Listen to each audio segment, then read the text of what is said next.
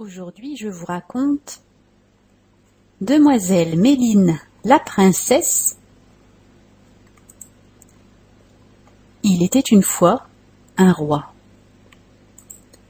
Il avait un fils qui avait demandé la main de la fille d'un roi puissant. Elle s'appelait Méline et était admirablement belle. Mais son père avait refusé la demande du prince, car il avait déjà décidé de donner la main de sa fille à un autre prince. Or, les deux jeunes gens s'aimaient d'un amour tendre. « Je ne veux que lui, et je n'en épouserai aucun autre, » déclara Méline. Le père se fâcha et fit construire une tour à l'intérieur de laquelle pas un seul rayon de soleil, ni la lueur de la lune ne pouvait passer. Et il dit : « Tu seras enfermé dans cette tour pendant 7 ans. Ensuite, je viendrai pour voir si ton obstination et ton entêtement ont été brisés. » On apporta dans la tour à manger et à boire pour 7 ans, et Méline et sa femme de chambre y furent emmenées et emmurées. Coupées de la terre et du ciel, elles devaient rester là, dans l'obscurité totale. Le prince venait souvent près de la tour et appelait Méline par son nom, mais le mur épais ne laissait pas passer sa voix. Et le temps passa, et selon la quantité de nourriture et d'eau qui restait, Méline et sa femme de chambre devinèrent que les 7 années touchaient à leur fin. Elles pensaient que leur libération était déjà proche, mais aucun bruit de l'extérieur ne leur parvint. Elles n'entendirent pas des coups de marteau, pas la plus petite pierre du mur ne tomba. Elles n'avaient plus que très peu de nourriture, et une mort atroce les attendait. Méline dit alors : « Il n'y a pas d'autre moyen. Nous devons tenter de percer le mur. » Elle prit le couteau à pain et commença à gratter et à fouiller le mortier pour essayer de dégager une pierre. Lorsqu'elle était fatiguée, sa femme de chambre la remplaçait.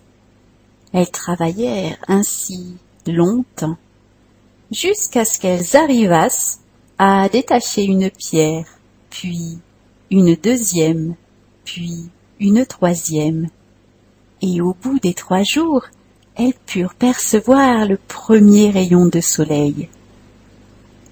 Finalement, la brèche fut suffisamment grande pour qu'elles puissent voir dehors. Le ciel était d'un bleu magnifique, et une brise fraîche les salua. Mais quel spectacle s'offrait à leurs yeux! Ah, du palais lui-même, il ne restait que des ruines. La ville et les villages alentours étaient brûlés, et les champs étaient en friche, et on ne voyait pas âme qui vive. Lorsqu'elles eurent agrandi la brèche dans le mur, suffisamment pour pouvoir se glisser à travers, elles sautèrent à terre. Mais maintenant, que faire? L'ennemi avait dévasté tout le royaume et massacré toute la population. Elles se mirent à marcher au hasard pour trouver un autre pays. Mais elles ne trouvèrent ni un toit pour se réfugier, ni une seule personne qui leur tende un morceau de pain. Tout allait si mal qu'elles finirent par arracher des orties pour se nourrir. Après une longue marche, elles arrivèrent dans un autre royaume. Elles offraient leurs services partout, mais où qu'elles frappaient, personne n'en voulait et personne n'eut pitié d'elles. Finalement, elles arrivèrent dans une grande ville et se dirigèrent vers le palais royal. Mais de là aussi, elles se firent chasser. Un jour tout de même, un cuisinier eut pitié d'elles et leur permit de rester pour l'aider à la cuisine. Il arriva que le fils du roi de ce royaume était justement le prince qui autrefois avait demandé la main de Méline. Son père lui avait choisi une fiancée laide et au cœur dur. Le mariage approchait inexorablement, la fiancée était déjà là, mais à cause de sa laideur, elle ne s'était jamais montrée. Elle s'était enfermée dans sa chambre, et Méline lui portait à manger directement de la cuisine. Le jour des noces arriva, et la mariée devait accompagner son futur époux à l'église. Consciente de sa laideur, elle avait honte de se montrer en public. Elle dit alors à Méline: « C'est ton jour de chance. Je me suis tordu le pied et je ne peux pas bien marcher. Tu mettras ma robe et tu me remplaceras lors du mariage. » Mais Méline refusa. « Je ne veux pas être honorée par ce qui ne m'est pas dû de bon droit. » La mariée lui offrit même de l'or, mais rien n'y fit. Voyant que la jeune fille ne cédait pas, elle se mit à la menacer. « Si tu ne m'obéis pas, tu le paieras de ta vie. » Méline fut forcée d'obéir. Elle dut se vêtir de la magnifique robe de mariée et se parer de ses bijoux. Lorsqu'elle entra dans la salle royale, tout le monde fut frappé par sa beauté. Le roi dit à son fils: « C'est la mariée que je t'ai choisie et que tu conduiras à l'autel. » Le marié fut frappé d'étonnement. « C'est le portrait même de Méline, pensa-t-il. Si je ne savais pas que ma bien-aimée est enfermée depuis des années dans sa tour, et qu'elle est peut-être même déjà morte, je croirais, ma foi, que je l'ai devant moi. » Il offrit son bras à la mariée et la conduisit à l'église. Des orties poussaient près de la route, et Méline leur dit: « Ortie, petite plante gracieuse, tu m'as l'air bien soucieuse. Ne t'inquiète pas, je n'ai pas oublié le temps du chagrin refoulé, le temps où tu fus ma seule pitance, peu douce et crue, mais en abondance. »« Qu'est-ce que tu dis ?» demanda le prince. « Rien, rien, je pensais seulement à la princesse Méline, » répondit-elle. Le marié fut surpris que sa fiancée connût Méline, mais il se tut. Ils passèrent près du cimetière, et lorsqu'ils arrivèrent devant l'escalier de l'église, Méline dit: « Supportez-moi les marches, souffrez que je vous emprunte. De la mariée qui n'en est pas une, écoutez la complainte. »« Que disais-tu » demanda le prince. « Rien, je pensais seulement à la princesse Méline. »« La connais-tu » ?»« Mais non, comment pourrais-je la connaître ? Mais j'ai entendu parler d'elle. » Ils s'arrêtèrent devant la porte de l'église, et Méline dit: « Ô toi la grande porte, que je passe supporte, de la mariée qui n'en est pas une, écoute la demande infime. »« Et maintenant, qu'est-ce que tu viens de dire ?» s'étonna le prince.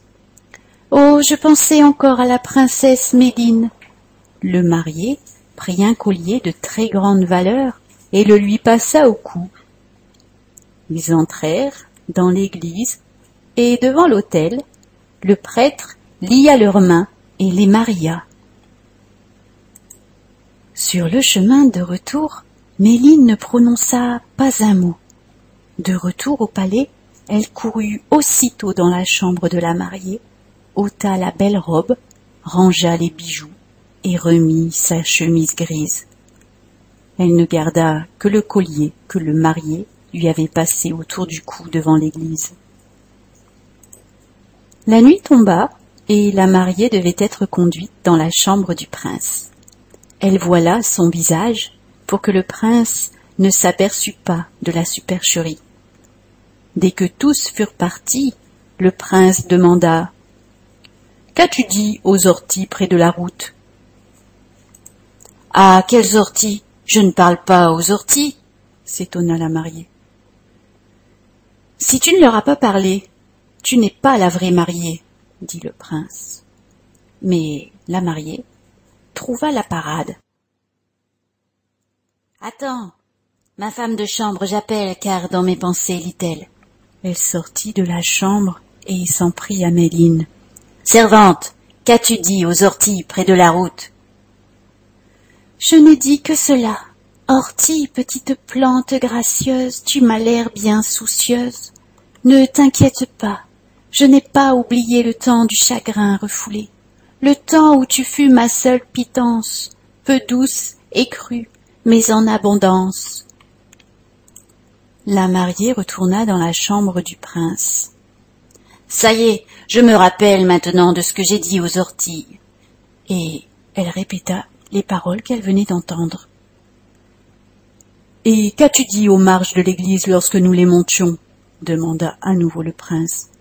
« Aux marches de l'église ?» s'étonna la mariée. « Je ne parle jamais aux marches. Tu n'es donc pas la vraie mariée. » Et la mariée dit promptement. « Ma femme de chambre j'appelle, car dans mes pensées, lit-elle. » Elle sortit par la porte en courant et s'en prit de nouveau à Méline. « Servante, qu'as-tu dit aux marches devant l'église ?»« Je leur ai dit simplement, supportez-moi les marches, souffrez que je vous emprunte. De la mariée qui n'en est pas une, écoutez la complainte. »« Cela te coûtera la vie, » l'avertit la mariée, mais elle retourna vite auprès du prince pour lui expliquer. « Ça y est, je sais ce que j'ai dit à l'escalier. » Et elle répéta ce que la jeune fille lui avait dit.